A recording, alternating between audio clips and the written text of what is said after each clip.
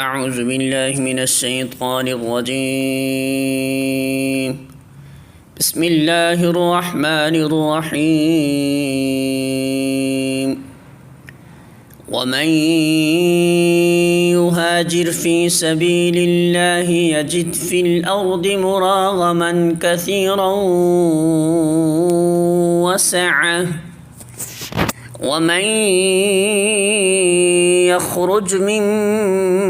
بيته مهاجرا إلى الله ورسوله ثم يدركه الموت فقد وقع أجره على الله وكان الله غفورا رحيما۔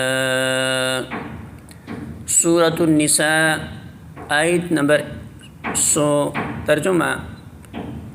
اور جو کوئی اللہ کی راہ میں ہجرت کرے گا وہ زمین میں پناہ لینے کے لیے بہت جگہ اور بسر اوقات کے لیے بڑی گنجائش پائے گا، اور جو اپنے گھر سے اللہ اور رسول کی طرف ہجرت کے لیے نکلے پھر راستے ہی میں اسے موت آ جائے اس کا اجر اللہ کے ذمہ واجب ہوگا۔ اللہ بہت بخشش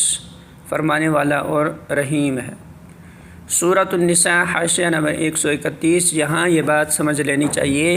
کہ جو شخص اللہ کے دین پر ایمان لایا ہو اس کے لیے نظام کفر کے تحت زندگی بسر کرنا صرف 2 ہی صورتوں میں جائز ہو سکتا ہے۔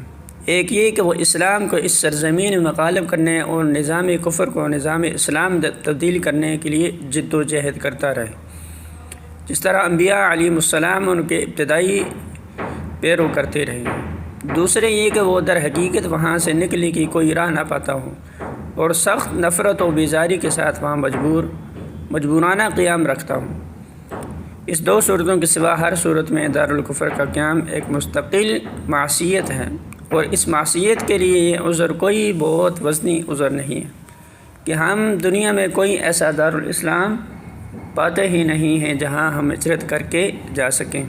اگر کوئی دارالاسلام موجود نہیں ہے تو کیا خدا کی زمین میں کوئی پہاڑ یا کوئی جنگل بھی ایسا نہیں ہے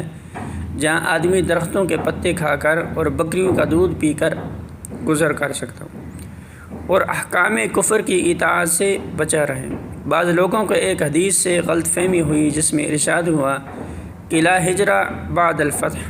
یعنی فتح مکہ کے بعد اب ہجرت نہیں ہے، حالانکہ دراصل یہ حدیث کوئی دائمی حکم نہیں ہے بلکہ صرف اسی وقت کے حالات میں اہل عرب سے ایسا فرمایا گیا تھا جب تک عرب کا بیشتر حصہ دارالکفر و دارالحرب تھا اور صرف مدینہ و اطراف مدینہ میں اسلامی احکام جاری ہو رہے تھے۔ مسلمانوں کے لیے تاکیدی حکم تھا کہ ہر طرف سے سمٹ کر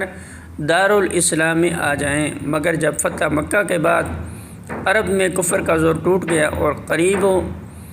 قریب پورا ملک اسلام کے زیر نگیں آ گیا تو نبی اکرم صلی اللہ علیہ وسلم نے فرمایا کہ اب ہجرت کی حاجت باقی نہیں رہی۔